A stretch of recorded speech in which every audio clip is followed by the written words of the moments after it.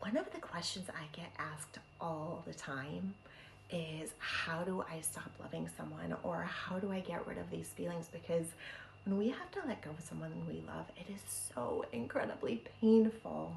And of course, that makes sense that we want to avoid those feelings. But what I can tell you is, trying to get rid of feelings or trying to stop loving someone is the absolute worst thing we can do. And here's why. Whenever you tell someone, hey, like, don't look at the elephant, what are they going to do? The first thing they're going to do is they're going to look at the elephant. So, what we want to do instead of trying to get rid of our feelings is we want to crowd them out. We just want to scoot them along.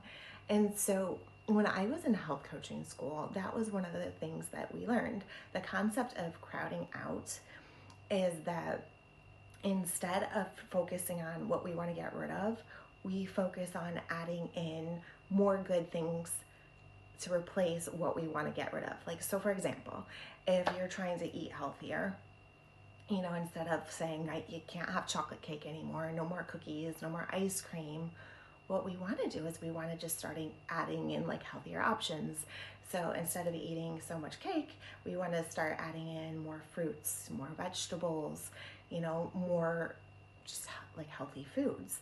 And naturally, when we start to add in more of the good stuff, the stuff that we're not supposed to be eating starts to decrease little by little.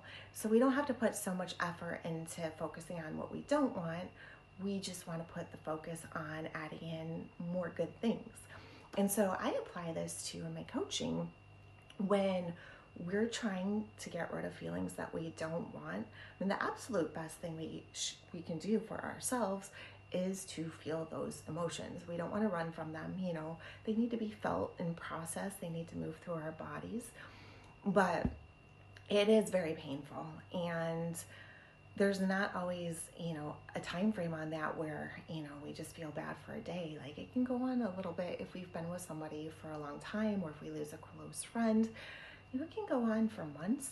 Some people even grieve the loss of a love or friendship for years. So what we want to do, instead of focusing on getting rid of those feelings, is we want to focus on bringing in more of what feels good. So that can be adding in, a hobby, like going dancing, going rollerblading. That could be adding in playing guitar.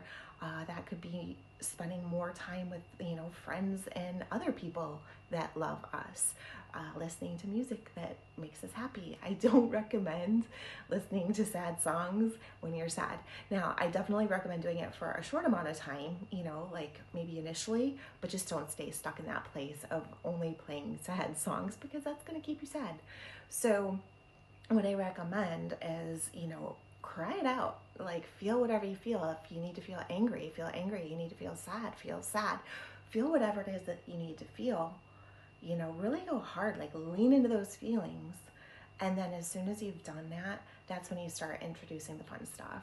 That's when you start introducing the music that makes you happy. That's when you start watching happy movies, you do all the good stuff. Now, if you're just feeling like, meh, I don't want to move, that's okay. That's totally normal. It's normal to, kind of get the momentum going when you're feeling down. So just take small steps.